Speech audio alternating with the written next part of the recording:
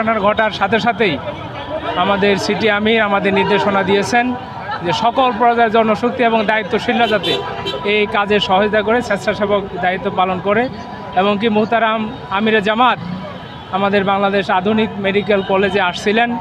উনি খোঁজখবর নিয়েছেন এবং আমাদের নির্দেশনা দিয়েছেন যে আমাদের সকল জনশক্তি যাতে এই দুর্ঘটনায় যারা আক্রান্ত হয়েছে, যারা আহত আছেন এখনও হাসপাতালগুলোতে, তাদের রক্তের ব্যবস্থা করা, তাদের চিকিৎসার ব্যবস্থা করা, খোঁজখবর নেওয়া এবং সকল ধরনের ব্যবস্থা করার জন্য আমাদেরকে নির্দেশ দিয়েছেন।